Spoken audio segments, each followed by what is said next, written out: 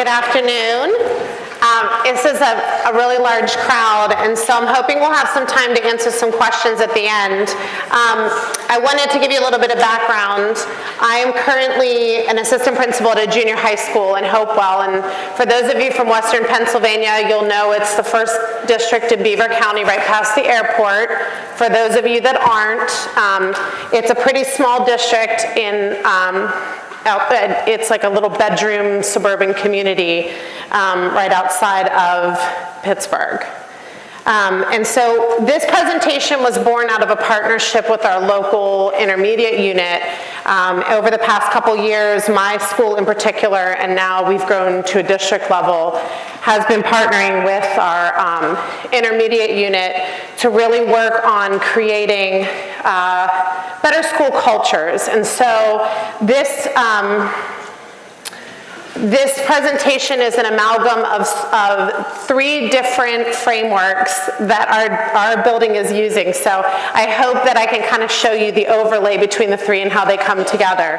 I think sometimes when we talk about initiatives, we don't do a very good job on mapping out the importance of how the initiatives are connected. And so I'm going to kind of walk you through how we've connected three initiatives into one big overarching goal of increasing school culture and school climate in our building into a positive way.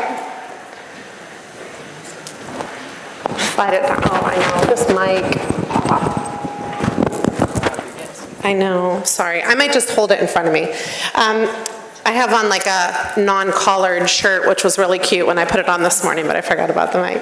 So today we're going to talk a little bit about the merger of school-wide positive behavior support and our school climate framework from the building perspective. And we're going to talk to you a little bit about how we've really used data to make some pretty significant decisions in how we're doing things in our building. And then we're also going to talk a lot about staff buy-in, which I know is always a really big thing in schools. Building conflict resolution skills and promoting evidence-based programming and decision-making frameworks by looking at things through an equitable lens. And I hope that we're really going to be able to answer the questions about how do you shift a school culture to focus on welcoming all students to the classroom, and how will you implement restorative practice with teachers? How will that help you move forward in creating an inclusive and equitable space for our learners? So to give you a little bit of history, I came to Hopewell 7 years ago, and during that time, we have spent the last 7 years shifting culture, both academically and socially in our building. When I first walked in, it's actually 7 years ago, almost to the day I came to Hopewell at the end of May, and it was a very traditional culture, to the point where often in May and June, that first year, I'd walk down the hallway, and there was a lot of rooms being wrapped up and movies being shown because PSSAs were over and there wasn't a whole lot else to do with the curriculum, right? I'm sure some of you have been in buildings like that before. I heard often from teachers, we have to teach this way, this is what our scope and sequence tells us to do, and this is the textbook we're supposed to be using. And we've since moved to seeing a lot more of these two visions in our hallways. We've added elective classes where students are in a pass-fail experience, robotics, STEAM, arts integration, things that teachers have decided that they want to teach, and because they have room in their schedule, they've added in some areas of passion that they have. And along with that, we've also been working very hard to change our discipline code and the way that we interact with students. My first year, every student that misbehaved was sent directly to me. And so we've done a lot of work to change that. So when I came to Hopewell, I had a line outside my door of people who wanted to talk to me about all the things that they wanted to change. But what I found is that when you raised your hand and you said, who wants to change? You didn't get any, you got a few people that kind of put their hand up. I had a few people I call my speedboats, right? That they were already like, we're on it, we're gonna do it, but I had a whole lot of people that were really nervous about that change. And so one of my favorite quotes that I use in leadership is that people are not resistant to the idea of change, but they're resistant to what they think they're going to lose in that change. And by having conversations that we're going to talk about later, where we allow staff to really delve into honest conversations and culture and community building conversations, it makes it a lot easier to identify what that loss is going to be for people, honor it, and figure out how we express why this change is actually better than the perceived loss. So to give you a little bit of information about our district, you can see from our profile, my student population is 90% white Caucasian. This year, there was huge excitement because there's a cracker plant being built in Beaver County, and we welcomed 4 families that were international. So 2 that were from India, 1 family from Africa, and 1 family that came to us from Guatemala. And so this was like the first time that we've had students that are speaking multiple languages in our school for a really long time. So you can see that our demographics are not very diverse. Our teaching population is even less so. I do not have a single teacher of color in my building. So that's an area of concern. And that is borne out in our indicators. We are not doing well in closing the achievement gap with our students, with our underperforming students in math and science. What's interesting about that is we've done a lot of work.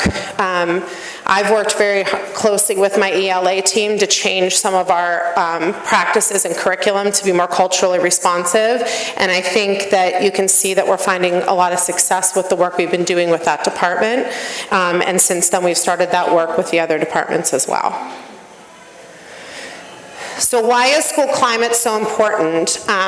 One of the things that we know is that in middle grades, school climate tends to show massive declines. There are academic declines, and there are social emotional declines. And those declines, what's interesting about that is it doesn't matter whether students come to you in a middle school model in 5th grade, 6th grade, or if it's a junior high setting where they come to you in 7th grade. Across the nation, there are declines in student achievement and in student social emotional growth. And for any of you that have ever dealt with pre-adolescence, there really should be no confusion as to why that's happening, right? So we really have focused on the need to focus in on that social emotional growth because we know that it is so essential to learning for students at this age because of the brain development, because of hormonal and growth changes that are happening with them. And we also know that you could have a 5th grader that's at the same maturity level as your 8th graders, right? And vice versa. And so it makes it very difficult when kids are growing at different rates to have a uniform, consistent program for kids if you're not talking honestly and openly about what's happening with kids at these ages. So the first thing that we did 3 or 4 years ago was we initiated the PA School Climate Survey. How many of you are in districts that are using the School Climate Survey? Okay, I would highly recommend this as a great way to start conversations in your building. It is free. The data is free, the surveys are free, and they provide you with the opportunity to get information in 4 domains from all stakeholders. There's a community stakeholder, parent stakeholders, teachers, and students. And the 4 domains are social emotional learning, student support, high expectations and challenge, and safe schools. And I will tell you that all the grant money that I have received to run the programs that we are running in my building comes directly from this data. So it's a free way to get data. It's a great way for us to come together and really look at what's happening, what perceptions are of our school, and empower people to make changes based on data. So I highly recommend that as a first step for any of you that are interested in doing this work. But as you can see from our data, what we found is that the dots on social emotional learning is that first category, that with very little exception, we found that the students and the teachers were coming in very close in their reports about social emotional learning in our district. The parents were a little bit higher on this particular survey, but throughout the years, those numbers have been really close. And we've used that as an opportunity for celebration because it means that our teachers are in tune with what's really happening with our students. So you can see that that's one area. I have 3 years of data here, and you can see that our data is over to the right. Now, for those of you not familiar with school climate, or with the school climate survey, anything that's in the black is okay. It's not great. Green is amazing. Black is like average, pretty good, you're on the right track. And anything that's listed as red is an area of concern. And the short story is that the area of concern consistently over the past 3 years has been in social and emotional learning across the board. Our staff data, again, area of red, is social emotional learning. And you can see that across all domains. Now, as we were putting together this data, my partner in crime, who isn't here with me today, I looked at that and got a little demoralized because we started this work in 2016. We now took the survey at the beginning of 2018, and you can see that I'm here to talk to you today about all the things that we've done, and the staff data actually went down.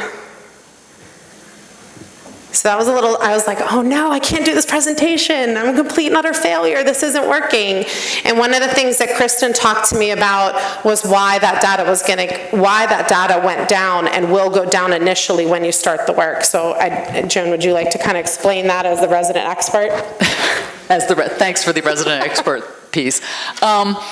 Anybody else see that type of data in school-wide or school climate? You're shaking your head, yes. Okay, you have the dip, and we tend to get really wound up about that, but what happens is, I don't, because now that the staff knows what they're looking for, and they have had professional development, they begin to very critically analyze and say, ooh, maybe we aren't doing exactly what we thought we were doing. We can be better at this. Has that been your experience? Okay. We do tend to see, like I said, whether it be school climate or school-wide, a tendency to have a little bit of dip in benchmarks of quality or the survey data because of that fact.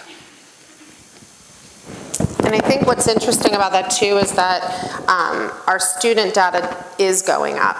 So the students are seeing the effects of it, and I think our staff is getting more critical about what's really happening. And I also think sometimes staff wants to see change happen very quickly. So when we're talking restorative, I had a restorative conversation with a student and it didn't work. So I think part of that accounts for that dip. That made a little bit of sense to me why that was happening. And I'm going to tag in too on something that you said earlier. The social emotional learning piece, being in the IU neighboring, or two IUs over from BVIU, we're seeing the exact same thing. Social emotional learning on all the climate surveys that I'm doing with my schools is exactly the same. Students and staff are both saying this is a problem area. So the first thing that we did, and I'm going to jump this in here in the middle of our data because the next piece of data I think is very telling as to how we know that this is working. But the first thing we did when we looked at this data and formed our school climate committee was we started to talk about what are the small bets, what are the things that we can change and tweak and do better with tomorrow to get that number back up.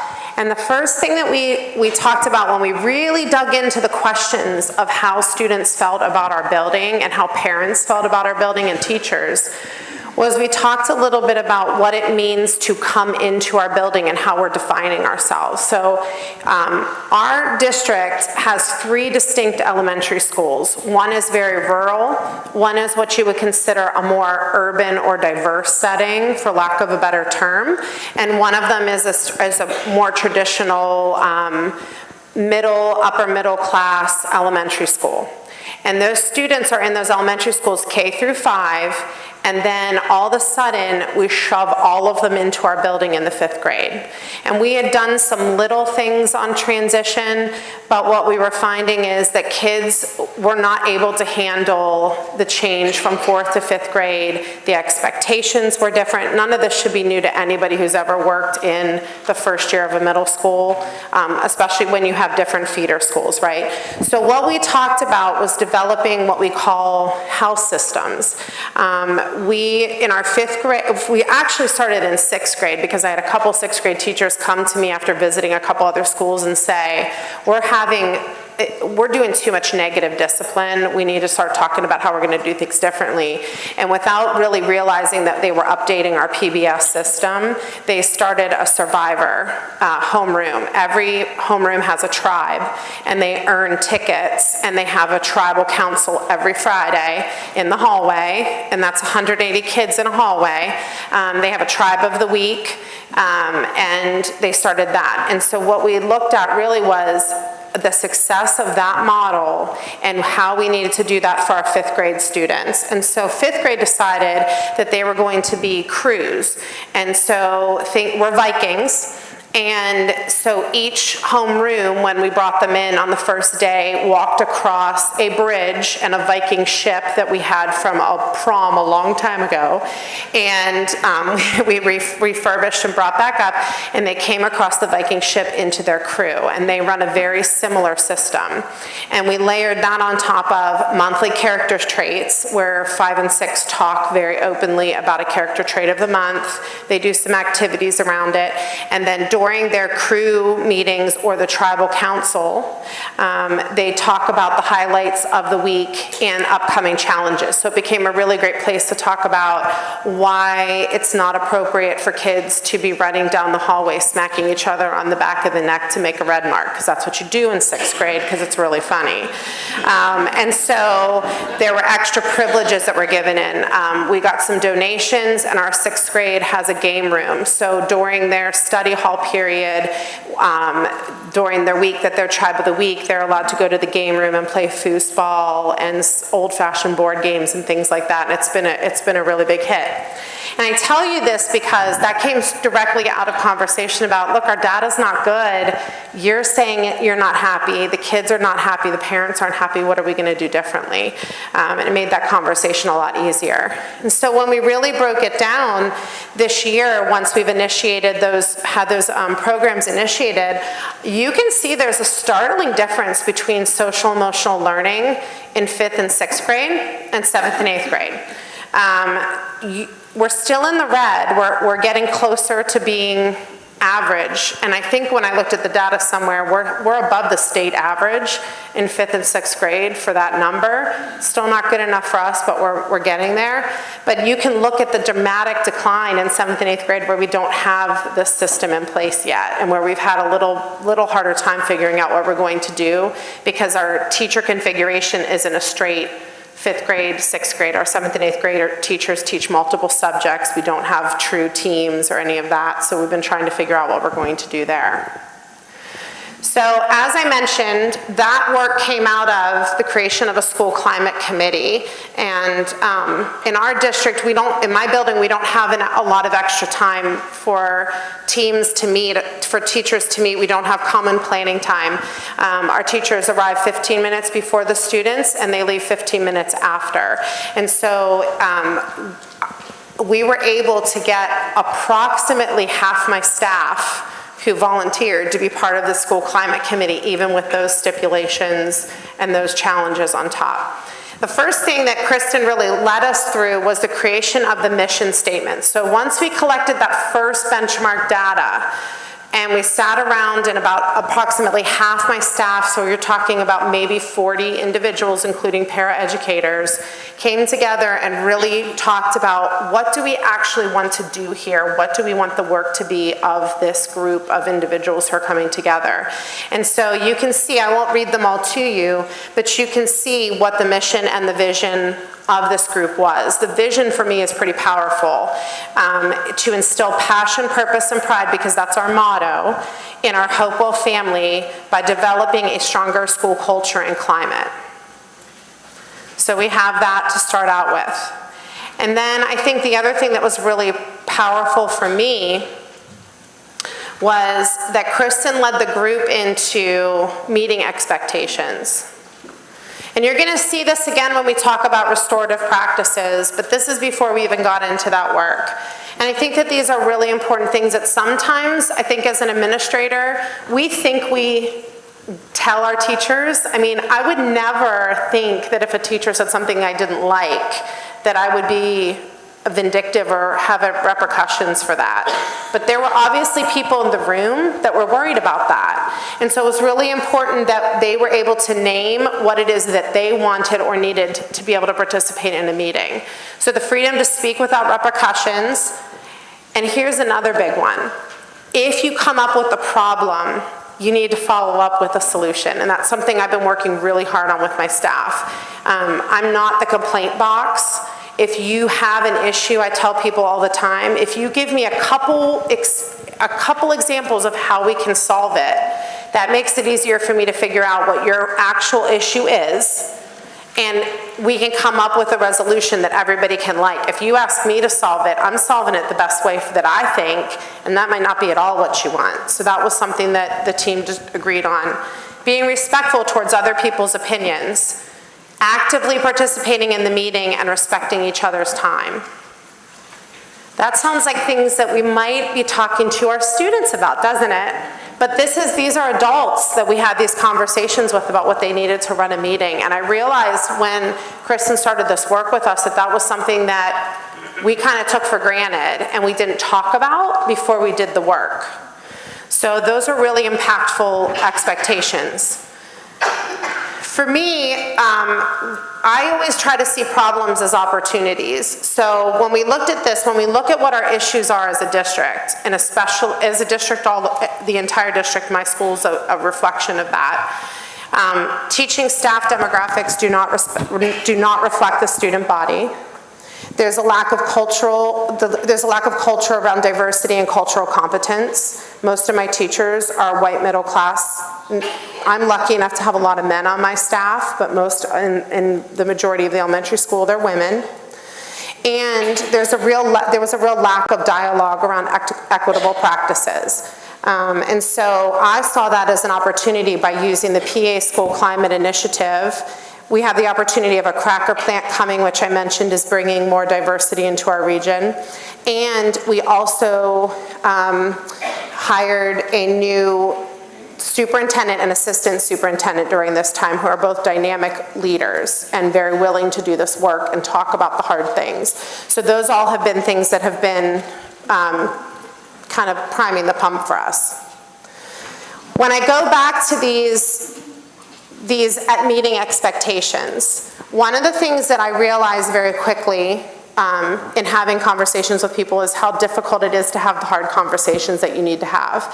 And it goes back to that whole sense of, when you have a meeting, there's really 4 meetings, right? If I, as an administrator, call a meeting, there's the pre-meeting, where everybody talks about what I'm gonna talk about at the meeting. There's what I say at the meeting, and there's what you hear at the meeting. And then there's the post-meeting, where everybody talks about what they think I talked about at the meeting. And so one of the things that I realized is I was going in good faith and a lot of naivete, thinking I'm gonna explain something, everybody's gonna be on board because it's this great idea, right? And we're all here to do what's best for kids. And so it's a no-brainer. It's from here to here, there's only one path to get there. And what I quickly realized is that because people were fearful to ask questions, either because they thought I would be upset because I was coming in with so much enthusiasm, nobody wanted to deflate my balloon, or they were worried that other people in the room were going to be mad at them for asking questions or say, oh, there she goes again, she's so negative, or he doesn't ever want to do anything.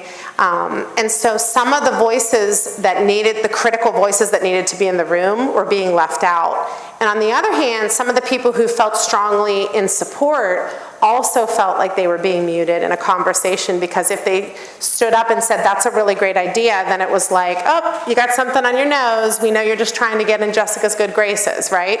So all those politics that are going on, it took me a while to figure out what the politics of the room were and why these things were happening and how that was happening.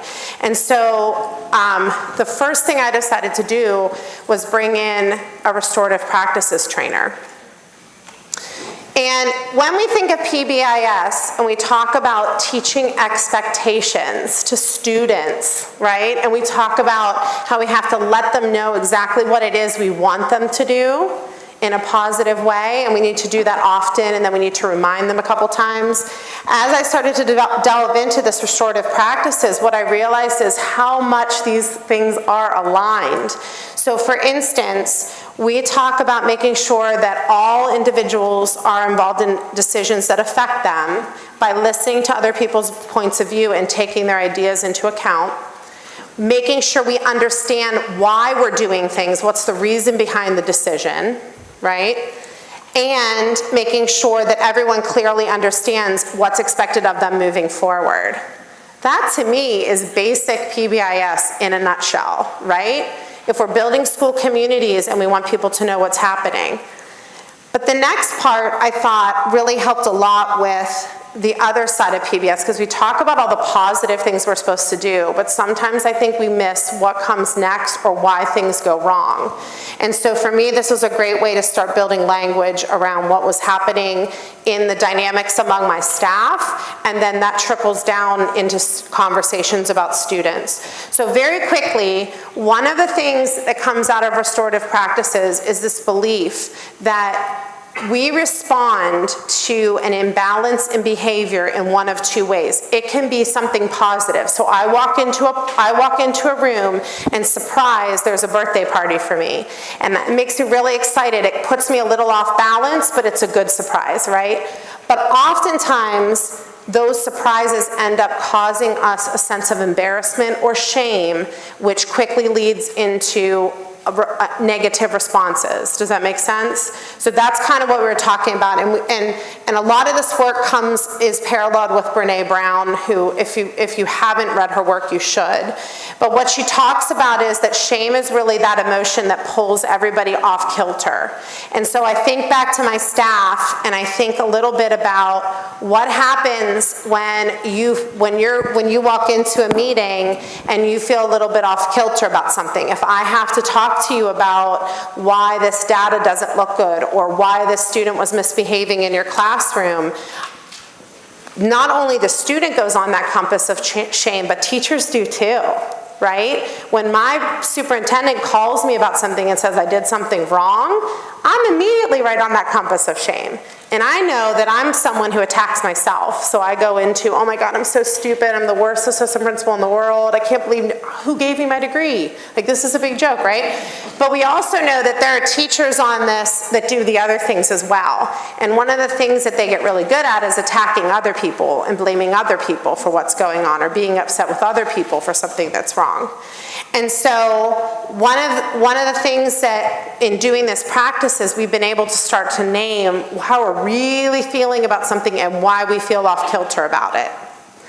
Because if we can share a story with someone who responds with empathy and understanding, and we don't, that sense of shame can't survive. So if we can come together and really communicate with each other, that those negative toxic emotions, they can't thrive. They can only thrive in an environment where we're not communicating with each other truthfully. So in my view, restorative approaches definitely build spaces for equitable practice because they promote genuineness, positive regard for all individuals. It increases empathic understanding. There's individual and shared accountability, right? Because we've now talked about what the process is, what's the fair process and what our expectations are and what we expect you to do moving forward. And it also allows us to continue to maintain an optimistic perspective on personal development. Because at the bottom of the end of the day, you start to realize that people are doing the best that they can, and that we all need, that everybody has individual struggles or individual stories that they're going to share. So one of the things that I always think about is how Brené Brown talks a lot about something she calls the shitty first draft. And what that means is we all make up stories in our head about why something happened, and we play back those stories. And if we don't create space for us to share those stories, we can't change the perspective. So let me give you one example. Earlier I told you about the work that my 5th grade team had done. Up until last year, I would say that they were the most toxic team I had in my building. And they would tell you they were too, so I'm not saying anything that if they weren't here today. Individually, I love them all. They all have wonderful characteristics. But they could not be in a meeting together where everybody's voice was heard, where people didn't feel shut down, or that didn't end in a yelling match at each other. And we ended up training the woman who ended up becoming their team leader on our first restorative practice team. And so last summer we got together and we had a restorative circle. And by the end of the circle, there are 2 male teachers on the team. One of them was in tears. And he said, I'm just so relieved that we're having this conversation because I have felt like everybody comes to me to deposit all the negativity. And I like everybody and I feel put in the middle. And he said, I just want everybody to get along and for us to all be able to realize that we have different viewpoints on things. We had teachers that talked about things that happened. Remember, I said I've only been there for 7 years. 10, 15 years ago with administrators. Well, the administration did this and it made me feel this way. But they were things that they had never had a chance to say to an administrator before or to each other. And so knowing that that was something that these people held on to really helped me understand what I needed to do for them to help serve and support them. And if we hadn't have done that, we never would be at the point where we are today, where there's still bumps in the road, but we have our school climate data showing that we're moving up in the world. And I walk down the hall and the kids are happy to be there and the teachers are smiling and talking to each other. So that's the power of restorative practices. We partnered with A+ Schools, which is actually a Pittsburgh public parent accountability nonprofit. But they are training trainers in restorative practices through the International Institute for Restorative Practices, which is in Bethlehem, PA.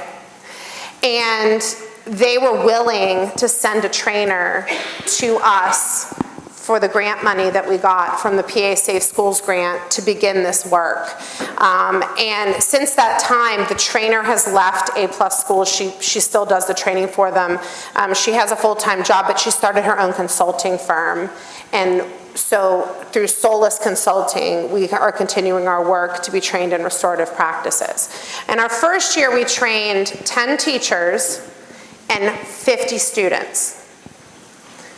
And the reason we trained the 50 students is because we wanted students to start talking to each other restoratively. Because that's what our data said. They said kids don't know how to handle conflict, they don't know how to talk to each other, they don't know how to debate, and they're not tolerant of each other's differences. So we wanted them to be able to start peer mediating issues among each other. And I started with 10 teachers, and I specifically picked some of my teachers that I thought might be really the critical ones, that are going to be like, I'm not into this mushy-gushy love fest, and this is going to be ridiculous, and I'm going to hate it. And I also picked some of my people that I knew were already being restorative, so I had a nice balance of people on the team. At the end of the training, the 10 teachers said, we have to do this for everyone.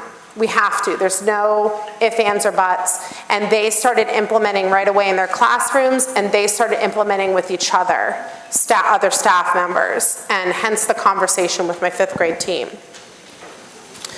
And for those of you that aren't really familiar with restorative practices, sometimes, and I keep talking to my staff about this too, they automatically think of it in terms of discipline. So they think about it if we have this restorative thing, you just don't want to suspend kids. That's what that means, which is not true. Really, it is how we talk to each other and how we create spaces to listen to each other. So we've practiced using effective statements. I feel, when you, because, I need. So those of you that are not secondary people, let me tell you that this is something that you can do with your kindergarten kids. And I know this because my daughter's kindergarten teacher implemented restorative effective statements well before I knew what restorative practices were. She is 12 years old, but when she was in kindergarten, her teacher started an activity where if kids did something mean to each other, she would say, go over there to the Iceman, and she had a tri-fold science fair poster and 2 buckets hung on it and 3 cubes of ice in the bucket. And so my daughter, who is a larger-than-life character of her own, loved the Iceman. She loved taking people to the Iceman. And she would say, somebody would pull her hair and she'd say, we're going to the Iceman. And they'd go over and she'd pull out her cube and she'd say, when you pull my hair, it made me feel very angry because it hurt. I need you to stop pulling my hair. And then the other kid had to take the ice cubes and say back what they heard. And they would come to an agreement about what was going to happen. So now my daughter's 12, and she called her friend on the phone the other day, and she's still little enough and like naive. Well, she's almost 12. She still puts it on speakerphone. I haven't told her that it doesn't have to be on speakerphone anymore. And she called her friend and she said, when you promised me that we were going to be twins for twin day, and then you told someone else you would be their twin, it really hurt my feelings. And I need you to honor your first promise and be my twin because you promised me first. I'm not making it up. So we don't do drama in my house, and I highly credit her kindergarten teacher for that. I do, because she learned very early on that she was entitled to her feelings, and she had every right to express them directly, respectfully, and honestly, right? And ask for what she needed from people. Now, from time to time, I will tell you, disclaimer, it drives my husband and I crazy, because she does it to us, and then you're like, oh! But it does really work. So you can do this at any age, you just have to make it developmentally appropriate. But the whole point is that we're talking to kids that way too. So think back to your PBIS. When you're telling them what the procedures are for your classroom, and they make a mistake and they stand up to sharpen their pencil because frontal lobe's not developed and they're very into themselves, and so my pencil needs sharpened right now. That's when you say to them, when you stand up and walk in front of me when I'm talking and giving directions, it makes me feel disrespected. I need you to wait till I'm done talking. Right? Or I need you to raise your hand, whatever your classroom rules are. So it's really, if every teacher in my building just did that and never held a circle, can you imagine the change to the school climate? Think about that. So it's not about, let's all do this kumbaya circle and talk about, how much we love each other or all of that. It's about the little things we do to get information that we need. And it goes all the way up to the formal conferences that we have with students when they break a rule. When I had a student that hurt another student and the student ended up with a concussion, we had to have a restorative circle with both the children because they had to be in the same hallway together at the end of the day. When I had a teacher that overheard another teacher talking about her behind her back, and she had to sit on a committee with someone, we had to have a restorative circle about that because she needed to express how it made her feel when she heard the other person talking about her, right? So these are things that totally change your ability to communicate with each other. We came up with Doesn't this look familiar? This looks like our meeting expectations. We came up with how we're going to have these conversations. When we have faculty meetings, we circle up and we have a conversation about what's going well or what's not going on. We do an end of the year celebration. What are you most proud of? It's a quick whip around circle, but we use these to talk about where we're going. So one of my favorites on here is Elmo, because I come from an Italian family.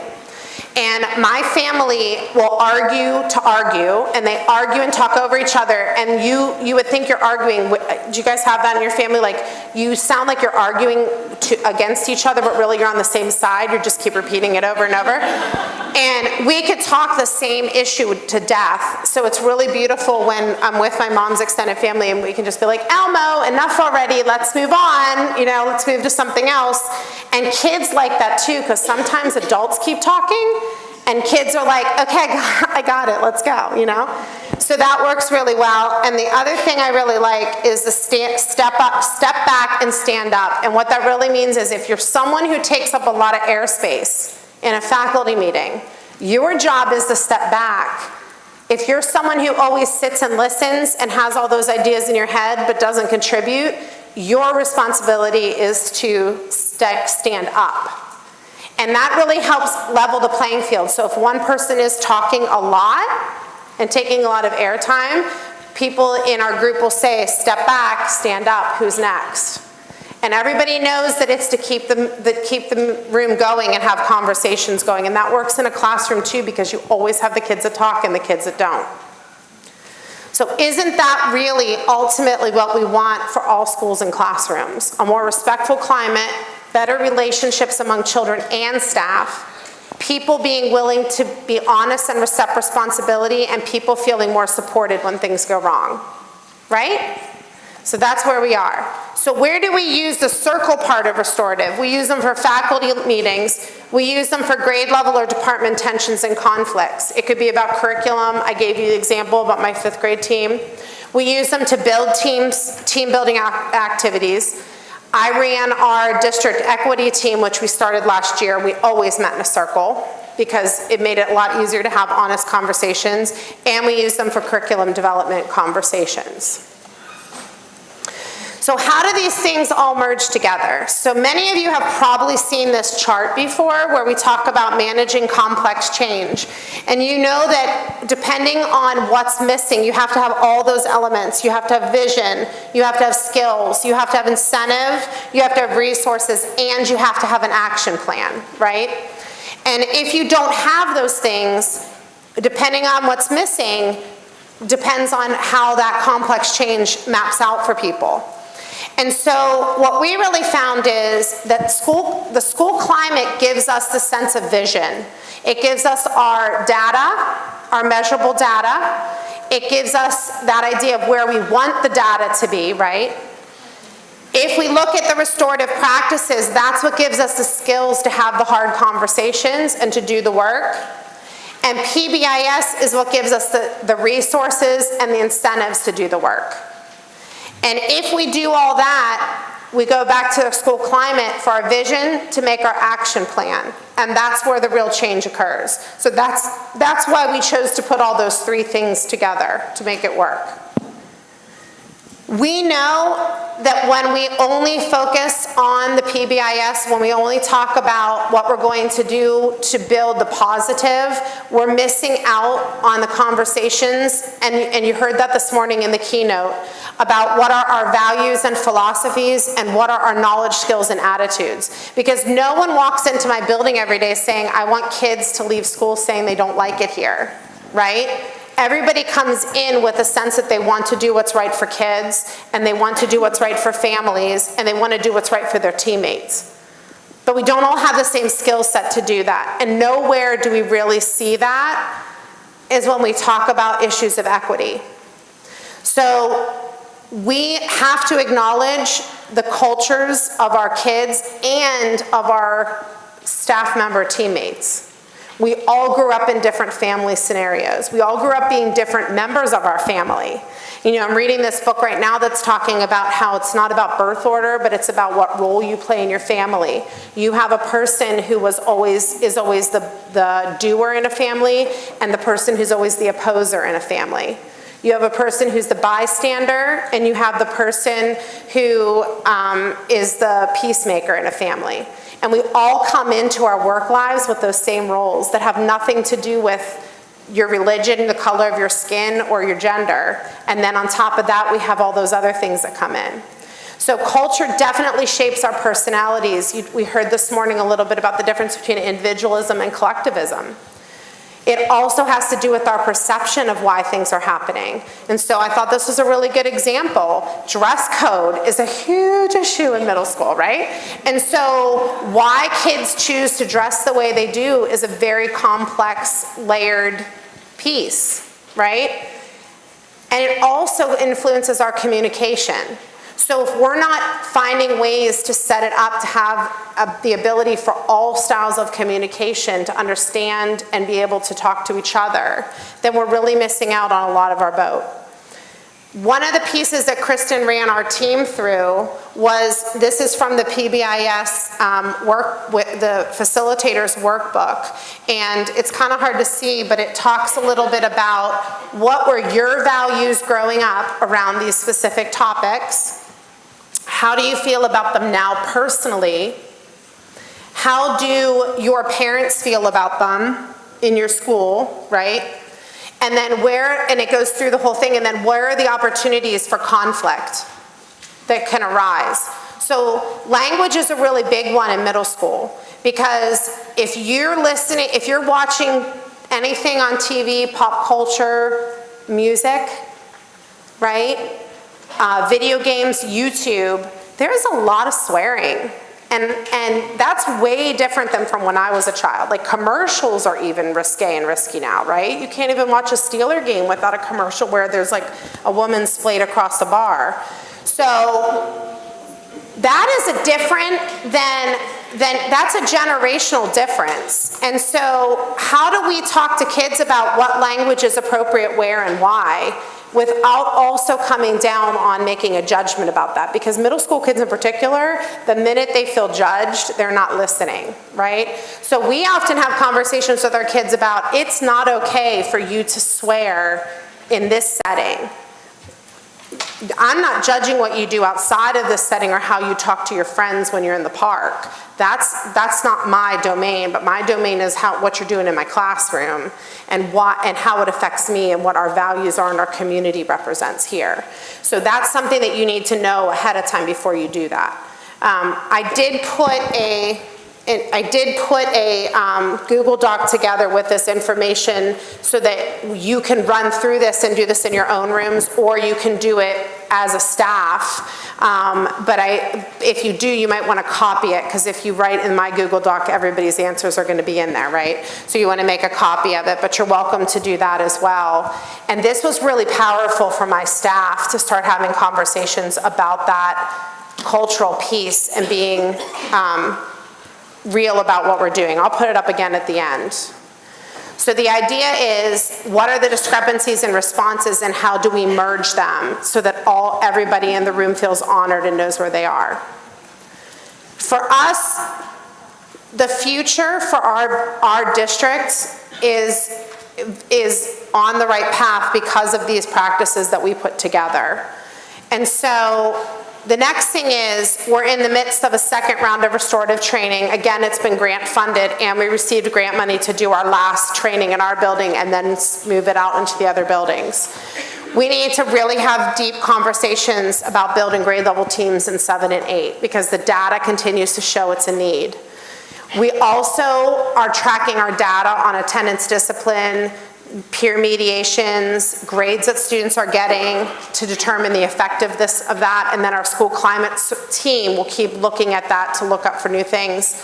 One of the other things that we have really, and it comes out of our school climate survey, is the need for cultural competency training for a good majority of my staff. And I think the teachers at this point agree that it's needed because they're doing the work. We've talked a lot about needing trauma-informed care based on this data.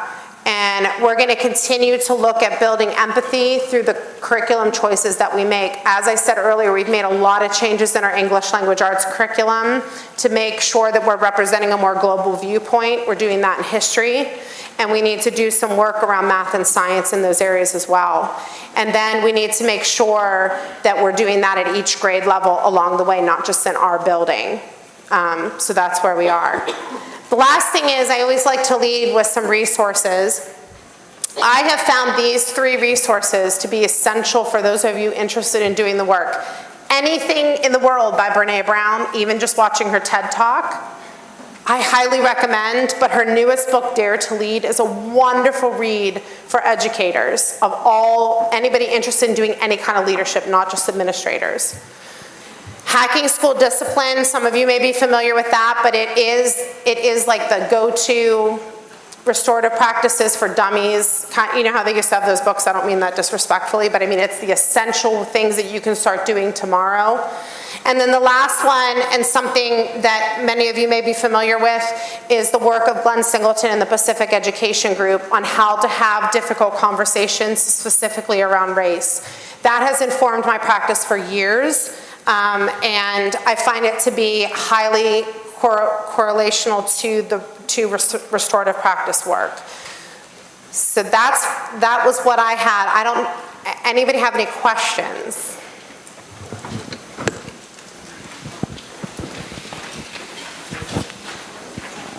It's hard in such a big group. Hold on one sec, I'll bring you down. Pass this down. It's not a question really, it's a comment about that I feel statements. I coach Girls on the Run and have for years, and one of the kids that was in Girls on the Run in 3rd grade is now at St. John's University, and I had lunch with her a couple weekends ago, and she said that in her social justice classroom that she introduced using that as a way for them to do a conversation that's hard because there's all different races, all different identities, different genders, and she just said it was amazing that how much they've used that. So I think even if they're not hearing it, they're hearing it and they bring it back. No, that's a really great point. My daughter did Girls on the Run too, and again, that's another parallel. There are lots of ways that you can have these conversations. So if you're in a place that's really resistant, really resistant to the idea of restorative practices, right? There's many programs out there that does this SEL work. I think looking for programs like Girls on the Run, we do Coaching Boys to Men. Those all have the elements of restorative practice.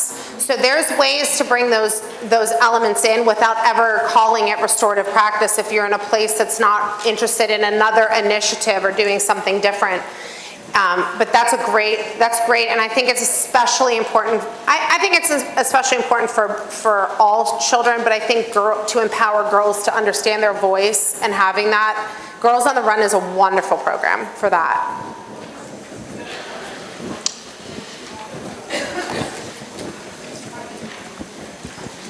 Do you have any additional suggestions for receiving grant funding, or was your main source the PA School Climate Survey?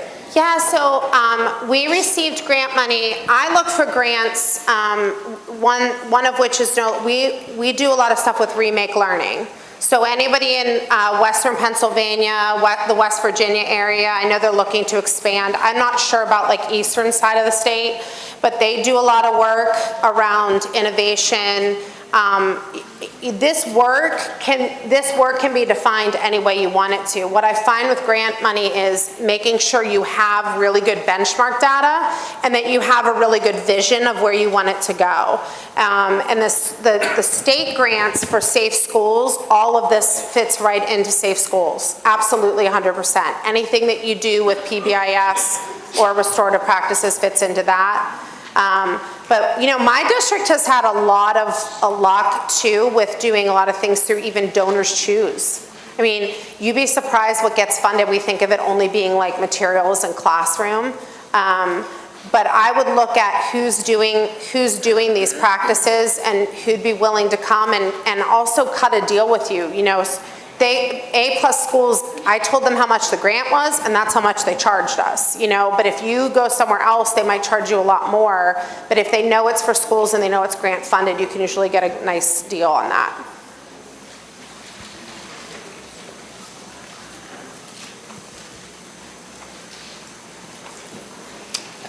Anything else? So we were joking, one last thing I'll say is the 2 trainers that come to my building, both obviously do this work all the time, and they do it in the city all the time. And they were talking to my staff, and one of them is, both of them are mothers, and they've talked about how it's changed their lives as mothers and parents. But one of the things they said is it literally is like magic. And like you just said about the Girls on the Run conversation, you're afraid to say that because you don't want to really sprinkle the pixie dust. But if you know that you can't make change without building community, and you can't build community without having trusting relationships, then this is the way to go, to build community, make sure everybody has a voice, and that we're moving ahead and moving through conflict, because conflict is going to happen whenever there's change. It's part of life. But having that framework and that support system to work through it, it is magical. She was right. So, thank you.